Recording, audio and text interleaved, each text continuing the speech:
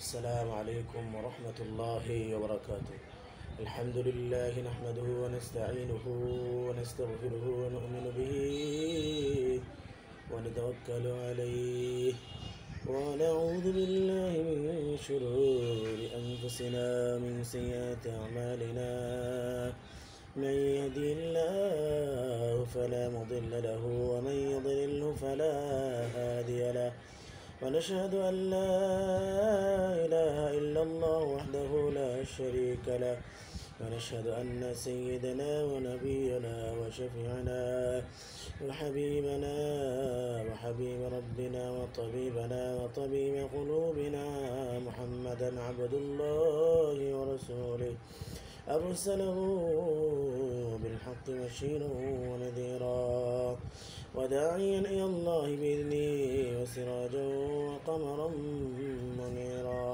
أما بعد فقد قال الله تعالى: إن الله وملائكته يصلون على النبي يا أيها الذين آمنوا صلوا عليه وسلموا تسليما.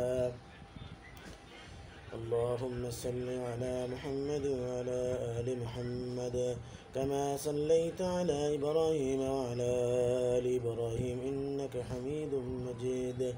اللهم بارك على محمد وعلى آل محمد كما باركت على إبراهيم وعلى آل إبراهيم إنك حميد مجيد. আমি আপনাদেরকে শোনাবো কবর থেকে ফিরে আসা এক যুবতীর কিছু কথা।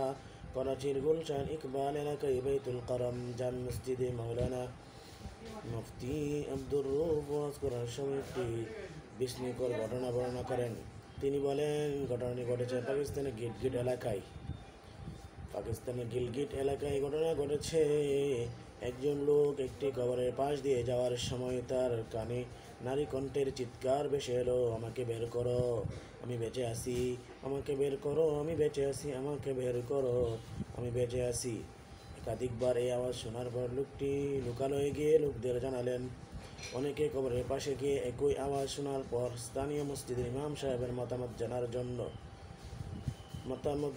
ইমাম সাহেবের কাছে গেলেও ইমাম সাহেব কবর ঘুরে মেয়েটিকে বের করার সিদ্ধান্ত জানালেন।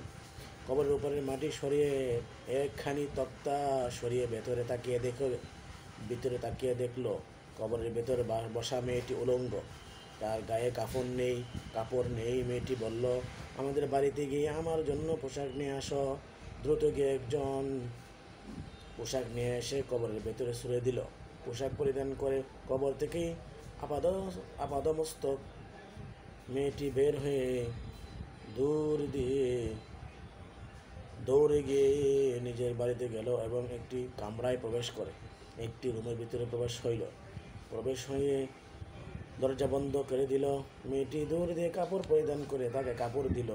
কবর দিতে কাপড় দেওয়ার পরে কাপড় পরিধান করে কাপড় পরে দৌড় দিয়েছে। সে তার নিজের বাড়িতে দৌড় দিয়ে গিয়ে সে দরজা বন্ধ করে দিল। একটা রুমের ভিতরে গিয়ে তার দরজা বন্ধ করে সে ভিতরে বসে রইল। দরজা খুলতে দিলে বলা হলে সে বলল, দরজা খুলে দিচ্ছি, তবে খুবই সাহসী লোক, ভিতরে কেউ আমার কামরায় আসবেন না। মেয়েটি বলল, আমাকে দেখতে বই পাবেন, হাত তুলে করতে পারেন, এজন্য সাহসী ব্যক্তি ব্যতীত আমার কামরায় প্রবেশ করবেন না, কারণ আমাকে দেখলে হার্ট অ্যাটাক হবেন। কয়েকজন সাহসী লোক ভেতর প্রবেশ করলো। মেয়েটি প্রথমে তার মাথার কাপড় সরালো। দেখা গেল তার মাথার চুল তো নেই, চুলের নিচে মাথার চামড়াও নেই। এরকম হওয়ার কারণ জানতে চাওয়ায় সে বলল, বেঁচে থাকার সময় আমি মাথার চুল খোলা রেখে পথে ঘাটে চলাফেরা করতাম, বেগানা পুরুষের সাথে চলাফেরা করতাম, বেগানা পুরুষকে আমার চুলের সৌন্দর্য দেখাতাম, এই কারণে আমার মাথার চামড়া সহ সব চুল টেনে টেনে তুলে ফেলা হয়েছে। তারপর মেয়েটি চেহারা দেখালো। দেখা গেল তার উপরে নিচের টুট কেটে ফেলা হয়েছে। চেহারায় শুধু 2 পাটি দাঁত ব্যতীত কিছু নেই। টুট কেন নেই জিজ্ঞাসা করায় সে বলল, বেঁচে থাকার সময় আমি 2 টুটে লিপস্টিক লাগিয়ে বেপরদা অবস্থায় ঘরের বাইরে বেগানা পুরুষদের মধ্যে বিচরণ করতাম, এই কারণে আমার টুট কেটে ফেলা হয়েছে। নাউজুবিল্লাহ। মেয়েটি তারপর তার হাত পায়ে নখবিহীন আঙ্গুল দেখালো। তার একটি নখও নেই। নখের কি হয়েছে জিজ্ঞাসা করে বলল, আমি হাত পায়ের আঙ্গুলে নেইল পালিশ লাগাতাম, এজন্য আমার হাত পায়ের নখ তুলে ফেলা হয়েছে। মাথা টুট এবং নখ দেখানোর পর মেয়েটি আর কোনো কথা বলল না, বেহুশ হয়ে ঢলে পড়ে গেল। কবর থেকে উঠে আসা মেয়েটি বেহুশ হয়ে পড়ল, দেখে গেল তার প্রাণহীন দেহ পড়ে আছে। আত্মীয় স্বজন কাঁদতে কাঁদতে মেয়েটিকে পুনরায় তার কবরে দাফন করে দিল। আল্লাহ সুবহানাহু ওয়া তাআলা আমাদের শিক্ষার জন্য, আমাদেরকে ভয় দেখার জন্য, আমাদেরকে জান্নাতে নেওয়ার জন্য যুগে যুগে কিছু আযাব, কবরের আযাব যা আমরা দেখি না চোখে, ওই আযাব আল্লাহ সুবহানাহু ওয়া তাআলা দেখানোর জন্য যুগে যুগে কিছু অলৌকিকভাবে, আশ্চর্যভাবে আল্লাহ সুবহানাহু ওয়া তাআলা তার কুদরতিভাবে কবরের আযাব দেখান, যেন আল্লাহ তাআলার বান্দার বান্দি কবরকে ভয় পায়, আখিরাতের ফিকির অর্জন করে, আখিরাতের চিন্তা করে, যেন গুনাহ ছেড়ে দেয়, জাহান্নামী না হয়, জাহান্নামী হয়ে না মরে, জান্নাতি হয়ে যেন মরে।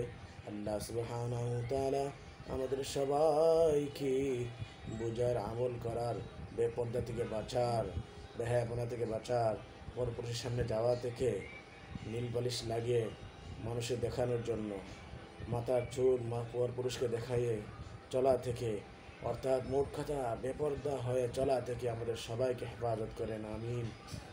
আমা আলাইনা ইল্লাল বালাগ।